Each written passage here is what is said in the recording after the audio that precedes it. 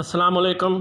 ہایا Sophia church of the holy wisdom, church of the divine wisdom, بازنطینی شہنشاہ Justinian اول کی ہدایت پر 6 صدی عیسوی 532 سے 537 میں قسطنطنیہ استنبول ترکی میں کیتھیڈرل چرچ کی بنیاد رکھی گئی۔ بہترین بازنطینی ڈھانچہ اور دنیا کی ایک بہترین یادگار ہایا صوفیا۔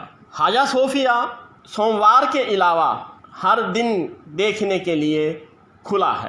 ہایا صوفیا رمضان کے ابتدائی ایام اور عید الاضحیٰ کے پہلے دن بند ہوتا ہے۔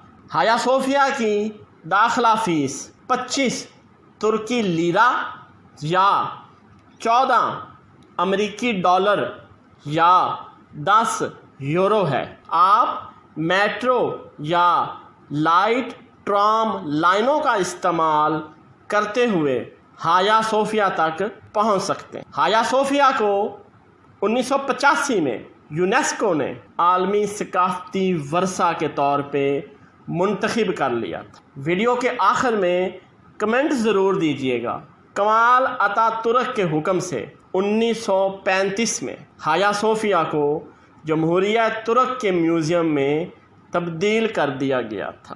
صوفیا کا مطلب یونانی زبان میں حکمت ہے۔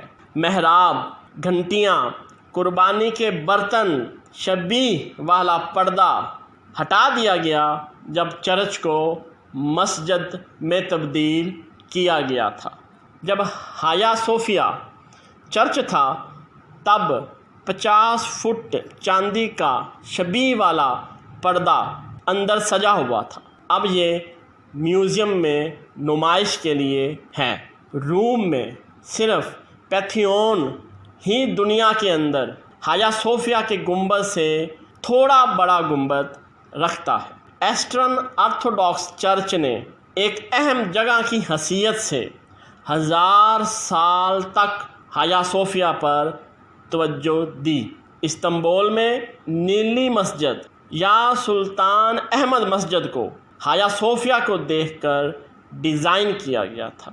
ہایا صوفیا میں 40 کھڑکیاں ہیں جہاں نمازی بیٹھتے ہیں، جو صوفیانہ روشنی کی وجہ سے مشہور ہے۔ ایک ریاضی دان، سائنسدان اور طبیعیات دان نے ہایا صوفیا کا ڈیزائن مرتب کیا ہے۔